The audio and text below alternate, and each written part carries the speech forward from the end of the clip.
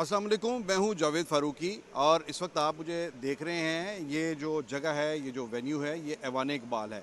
और इस वक्त अब मैं जो आपसे मुखातब हूं तो यहाँ बजट सेशन होकर हटा है, अभी थोड़ी देर पहले ख़त्म हुआ है। जो डिप्टी स्पीकर सरदार दोस्त मोहम्मद मज़ारी की सदारत में पंजाब हुकूमत ने बजट सेशन यहाँ पर किया। गवर्नर ने ये इजलास समन किया था और यहाँ ये बजट 2022-23, आप सबको मालूम होगा कि पिछले 2 दिन से पंजाब का बजट पेश करना पंजाब असम्बली के अंदर ये एक बहुत ही मुश्किल मरहला बन चुका था। के अंदर जो हुकूमत और अपोजिशन के अंदर एक कशमकश चल रही है, वो अपने अरूज पर रही है पिछले 2 दिनों। और ख़ास तौर पर अपोजिशन के साथ साथ स्पीकर पंजाब असम्बली के साथ जो एक बहुत कशीदगी है, उसने भी अपना रंग दिखाया है और जिसकी वजह से ये बजट पंजाब असम्बली के अंदर पेश नहीं हो सका और ऐवान इकबाल में स्पीकर ने गवर्नर पंजाब ने इसका इजलास जो है वो समन किया। अभी मैं आपको दिखाऊंगा कि ये पंजाब असम्बली का सेशन किस तरह से तैयार किया गया था बजट के लिए। ये आप देख सकते हैं कि ये एक चेयर यहाँ पर लगाई गई, ये स्पीकर के लिए जिन्होंने इजलास जो है वो चेयर करना था।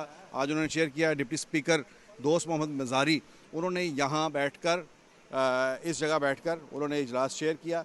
और एक बड़ी इंटरेस्टिंग बात ये थी कि यहाँ कायद-ए-आज़म की तस्वीर नहीं थी और कायद-ए-आज़म की तस्वीर नहीं थी, ऊपर अल्लामा इकबाल की तस्वीर थी। जब यहाँ पर इंतज़ामात किए गए तो ज़ाहिर है कि एक बड़ी एमरजेंसी के अंदर ये ऐवान तैयार किया गया। तो अभी ये आज ये कायद-ए-आज़म का पोर्ट्रेट जो है वो भी लगाया गया और ताकि इसको इस्टेब्लिश किया जा सके पूरी तरह से कि ये एक असम्बली है। यहाँ पर नीचे जो असम्बली सेक्रेटेरिएट का जो स्टाफ़ है, अगरचे बहुत कशीदगी थी उसके अंदर, स्पीकर ने मना कर रखा था कि किसी ने नहीं आना, लेकिन एक डिप्टी सेक्रेटरी जो थे पंजाब असम्बली के आमिर हबीब, वो आए हुकूमत के ऑर्डर्स पे।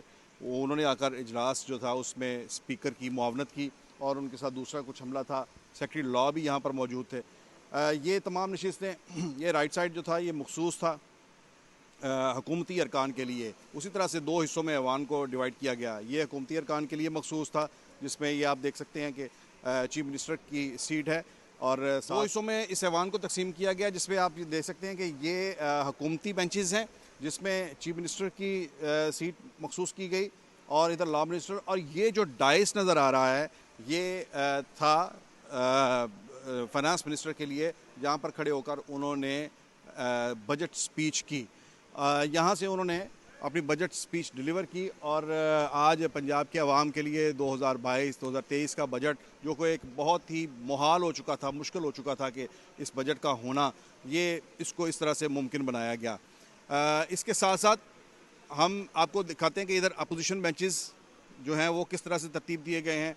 ये अपोजिशन लीडर, ये अपोजिशन की सीटें हैं, ये अपोजिशन लीडर की सीट है और लेकिन अपोजिशन लीडर नहीं आए, पूरी अपोजिशन नहीं आई। अपोजिशन में तहरीक इंसाफ है, तहरीक इंसाफ का कोई रुकन नहीं आया, बल्कि उन्होंने अपना पैरेलल पंजाब असम्बली के अंदर सेशन जो था वो कर रखा था और वहाँ पर वो सारे गए हैं। स्पीकर पंजाब असम्बली चौधरी परवेज़ इलाही की सदारत में वो इजलास हुआ और उस इजलास के अंदर उन्होंने अपने एजेंडे के ऊपर वो चले हैं, जिसमें उन्होंने स्पीचेस की, हुकूमत के ख़िलाफ़ हुकूमत की मज़म्मत की और आज जो ऐवान इकबाल में जो रखा गया है बजट इजलास, इसकी मज़म्मत की। और उन्होंने हुकूमत की जो कार्रवाइयाँ हैं थी पिछले वो लॉन्ग मार्च के दौरान और फिर इसी दौरान जितने भी वो छापे और उस सब के उसके ख़िलाफ़ तकरीरें हुई। अब अगर हम ये जो वाक़या हुआ है, जो 2 इजलास हुए हैं और बजट सेशन यहाँ पर हुआ है, हम इसकी कुछ पॉलिटिकल इम्प्लिकेशंस वो क्या हो सकती हैं उस पर बात करेंगे।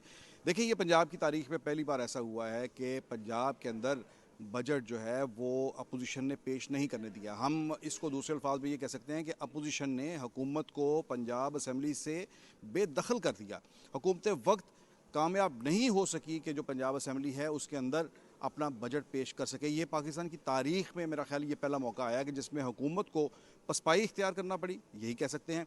लेकिन दूसरी तरफ ये भी हुआ कि उन्होंने वो इख्तियारात और शायद वो एक कानूनी पहलू और ऑप्शंस वो पहली बार पंजाब के अंदर इस्तेमाल हुए हैं कि जो इससे पहले कभी नहीं हुए, जिसमें स्पीकर को उन्होंने बिल्कुल एक तरफ कर दिया और अपना इजलास जो है गवर्नर ने उस इजलास को पहले को ख़त्म करके दूसरा इजलास के नोटिफिकेशन जारी किया और यहाँ पर बजट इजलास जो है मुनक़्क़द करना पड़ा है।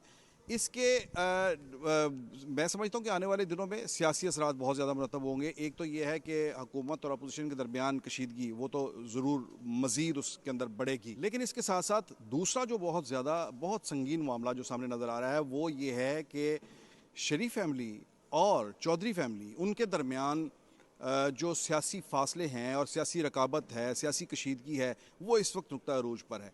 आज ही मोनी सलाई के ख़िलाफ़ मनी लॉन्ड्रिंग का केस दर्ज कर दिया गया और उन्होंने उस केस के हवाले से कुछ और भी उनके साथ शरीक मुल्ज़मान भी रखे गए हैं और ये सारा दिन ये बात चलती रही कि किसी भी लम्हे मोनी सलाई को गिरफ़्तार किया जा रहा है। सो ये लड़ाई जो है ये तहरीक इंसाफ और मुस्लिम लीग नून की लड़ाई से आगे बढ़कर ये चौधरी फैमिली और शरीफ फैमिली इनके दरमियान लड़ाई में कन्वर्ट होती नज़र आ रही है।